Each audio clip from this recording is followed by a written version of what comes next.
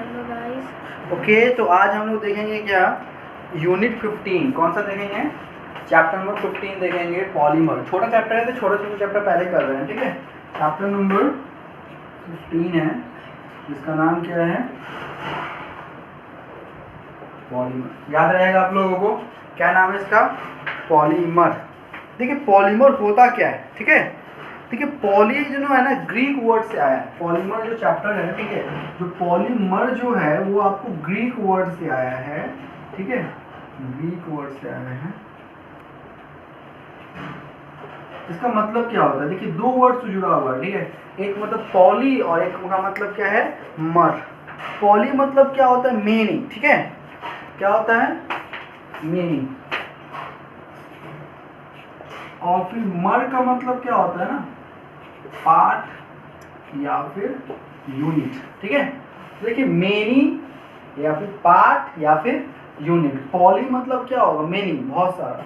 मर का मतलब क्या होता है? पार्ट या फिर यूनिट। याद रहेगा इस बात को? ओके, याद करके रखिए, ठीक है। ठीक है, पॉली का मतलब क्या है?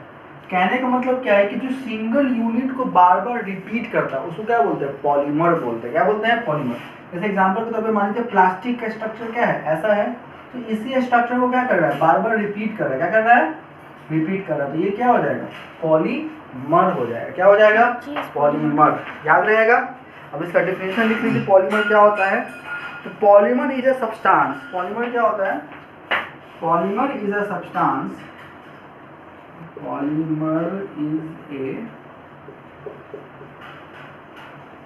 Polymer is a substance, ठीक है। पॉलीमर क्या है? एक सब्सटेंस है ऑफ हाई मॉलिक्यूलर मास। इसका ऑफ हाई मॉलिक्यूलर मास, ठीक है। पॉलीमर क्या होता है? सब्सटेंस होता है जिसका मॉलिक्यूलर मास क्या होता है? हाई होता है, ठीक है। कितना होता है भाई? तो 10⁻³ से लेकर 10⁻7 micro, 10⁻³ to 10⁻7 atomic mass unit तक हो सकता है। मतलब यू का मतलब क्या होता है? Atomic mass unit. याद रहेगा। Which is form by the combination of large number of monomer, which is formed by combination of large number of monomer। Monomer मतलब क्या होता है ना? सिंगल यूनिट होता है। क्या होता है? सिंगल यूनिट होता है। By chemical bond. ऑब्वियस सी बात है कि किसके द्वारा जुड़ा होगा? तो बाई केमिकल बॉन्ड, कोई भी बॉन्ड के द्वारा जुड़ा हुआ होता है। कहने का मतलब क्या है कि मान लीजिए एक स्ट्रक्चर है, मान लीजिए ये कार्बन का है तो स्ट्रक्चर है, ठीक है। तो इस स्ट्रक्चर को क्या कर रहा है ना? ये स्ट्रक्चर फिर ये स्ट्रक्चर फिर ये स्ट्रक्चर, ठीक है। ये जुड़ा हुआ है किसके द्वारा? मान लीजिए कोई भी वंडरवाल फोर्स के द्वारा या फिर हाइड्रोजन बॉन्ड के द्वारा, ठीक है। तो एक ये मोनोमर है, ये मोनोमर है, ये क्या है? मोनोमर है। जो सिंगल यूनिट ये सब क्या है? मोनोमर है, ठीक है। और ये सब क्या है? मोनोमर है। जब सबको मिला दिए तो क्या बोलेंगे? पॉलीमर बोलेंगे। क्या बोलेंगे? पॉलीमर। इतनी बात समझ में आई? ठीक है। दिक्कत लिख लीजिए सबको पहले। मोनोमर क्या होता है ना? सिंगल सिंपल रिएक्टिव मॉलिक्यूल होता है, ठीक है ना। याद रहेगा आपको इतना। अब देखिए जिस प्रोसेस के द्वारा ये कंबाइन करता है उसको क्या बोलते हैं? पॉलीमेराइजेशन बोलेंगे। क्या बोलेंगे?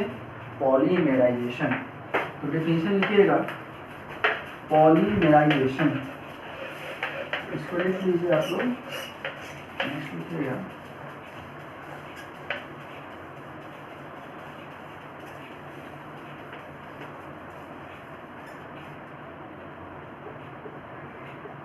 पॉलीमेराइजेशन।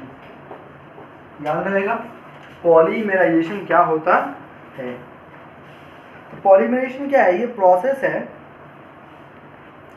जिसके द्वारा क्या होता है? मोनोमर कन्वर्ट होता है पॉलीमर में, ठीक है। It is a process, it is process by which monomer converted into polymer, मतलब जो सिंगल यूनिट बोले थे, ठीक है। तो ये जो ऑब्वियस सी बात है कि कुछ ना कुछ प्रोसेस होगा जिसके द्वारा क्या होगा, पॉलीमर कन्वर्ट हो जाएगा। उसको क्या बोलते हैं, पॉलीमराइजेशन बोलते हैं। उस प्रोसेस को क्या बोलते हैं, पॉलीमराइजेशन। याद रहेगा, लिख लीजिए फटाफट सब कोई। एग्जाम्पल के तौर पे इथिलीन पॉलीमराइज एट 473 केल्विन, ठीक है। एग्जाम्पल के तौर पे इथिलीन, इथाइलीन, ठीक है ना, बात समझ में आया, इथिलीन, ठीक है।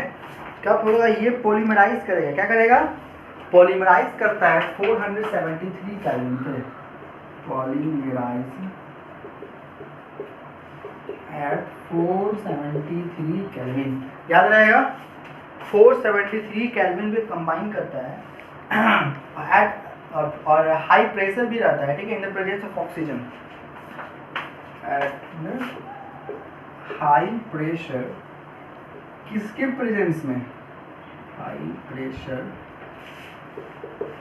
इन प्रेजेंस ऑफ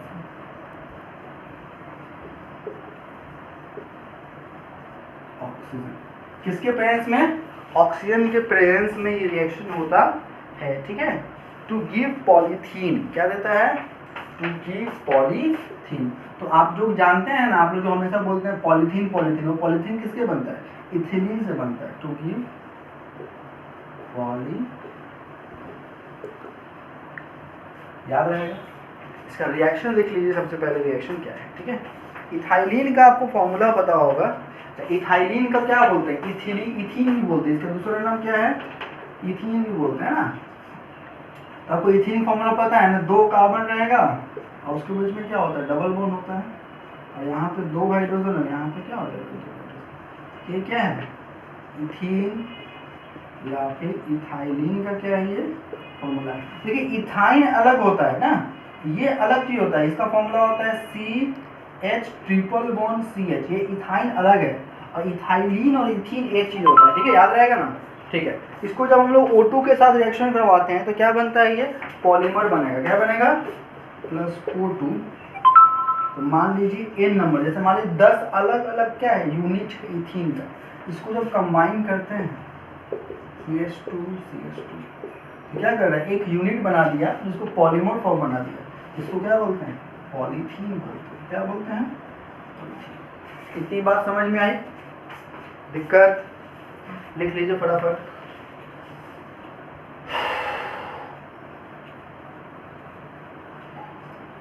ठीक है, अब एक और एग्जांपल यहाँ पे देख लीजिए, एक और बहुत फेमस कंपाउंड है नाइलोन 66, क्या है, नाइलोन 66, एक और बहुत ही फेमस कंपाउंड है, आपको बुक उसके बारे में ही बात करता है, ठीक है। नाइलोन 66, नाइलोन जानते हैं नाइलोन क्या होता है, रस्सी से बनता है, तो उसके बारे में बात करें, ठीक है। तो नाइलोन 66 के बारे में बात करें, तो इसको देख लेते हैं ये कैसे बनता है, ठीक है। नाइलोन 66 नाम है इसका, ठीक है। तो क्या करता है, ये बनता है क्या कि it is form by the condensation of hexa methylene diamine. ये कैसे बनेगा, it is form by condensation of hexa methyl diamine, ठीक है। हेक्सा मिथाइल डाइअमीन, इस कंपाउंड को जब कंडेंसेशन कराते हैं तो फिर बनता है hexa methyl diamine and adipic acid, किसके द्वारा, एंड एडिपिक एसिड, याद रहेगा एडिपिक एसिड, ठीक है। तो क्या बनेगा, नाइलोन 66 बनेगा, क्या बनेगा, नाइलोन 66। इसका फॉर्मूला याद करने की जरूरत नहीं, पर फिर भी अगर याद करना चाहते हैं तो याद कर लीजिए। देखिए क्या है, हेक्सा मिथाइल डाइअमीन, ये ना है, तो हेक्सा मिथाइल, मिथाइल कितना रहेगा, तो 6, कितना रहेगा, 6, मिथाइल कितना होगा, तो 6, ठीक है। तो CH2 क्या हो जाएगा, CH, मिथाइल क्या होता है, CH3 होता है, तो एक CH2 करके और यहाँ पे क्या हो जाएगा, क्योंकि इधर बॉन्ड भी बनाना है ना, इधर आपको बॉन्ड बनाएगा, इसलिए आपको हाइड्रोजन, क्योंकि कार्बन 4 बॉन्ड बनाता है तो एक इधर CH2 हो जाएगा, तो इधर इधर तब कार्बन 4 बॉन्ड बनाएगा। अब कितना रहेगा ये, तो 6 रहेगा। कितना रहेगा, 6। और डाई अमीन है तो अमीन का फॉर्मूला क्या होता है, NH2 होता है, तो इधर भी आपका NH2 हो जाएगा और फिर इधर भी आपका NH2 रहेगा। याद रहेगा क्यों, क्योंकि NH2 डाई अमीन है इसलिए तो NH2। तो मिथाइल एक कार्बन हो गया, एक कार्बन का मतलब मिथ होता है, और 6 कार्बन हो गया तो 6 हो जाएगा। यहाँ पे 2 हाइड्रोजन क्यों है, क्योंकि कार्बन 4 बॉन्ड बनाएगा, तो यहाँ पे हाइड्रोजन के साथ बना लिया, यहाँ पे हाइड्रोजन के साथ बना लिया, एक इधर बॉन्ड है, एक क्या है, इधर बॉन्ड है। बात समझ में आया। किसके साथ रिएक्ट करता है, तो एडिपिक एसिड के साथ में। किसके साथ, एडिपिक एसिड। एडिपिक एसिड का फॉर्मूला देख लीजिए क्या होता है, ठीक है। ये फॉर्मूला होता है क्या, CH2 4, ठीक है। और इधर क्या हो जाएगा, COH,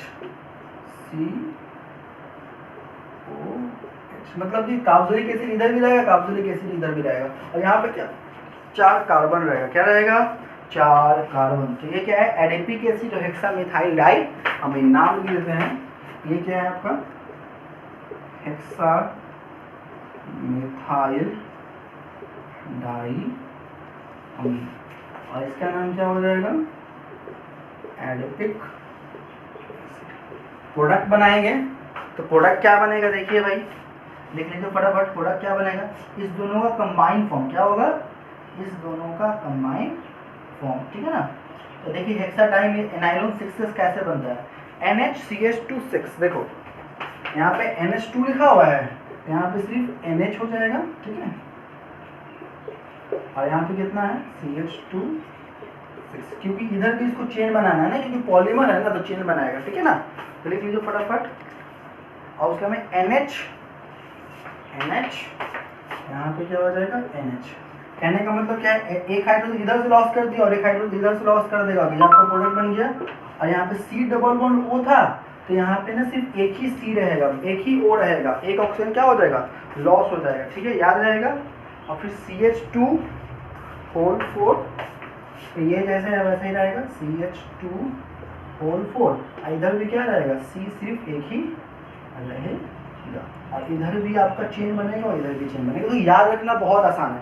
याद कैसे रखेंगे, यहाँ पे क्या था, एक हाइड्रोजन लॉस कर गया तो NH, यहाँ पे 2 हाइड्रोजन था तो सिर्फ NH रहेगा, ठीक है। फिर यहाँ पे CH2 होल 6 रहेगा, और यहाँ पे क्या है, NH2 है तो सिर्फ NH रहेगा, एक हाइड्रोजन क्या हो जाएगा, लॉस करके चला जाएगा। उसके में क्या हो जाएगा, आपका CO है, तो यहाँ पे COH है, कार्बोक्सिलिक एसिड है ना यहाँ पे, तो COH है। तो COH का स्ट्रक्चर कैसे बनता है, C डबल बॉन्ड O, यही ना बनता है। तो यहाँ पे से ना OH, तो OH यहाँ से लॉस हो जाएगा, सिर्फ CO बचेगा, तो वही सिर्फ CO बचा।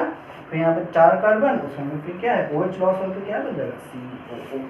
दिक्कत, लॉस करके क्या बना रहा है ना, वो लॉस करके चला जा रहा है, ठीक है, याद रहेगा, ठीक है।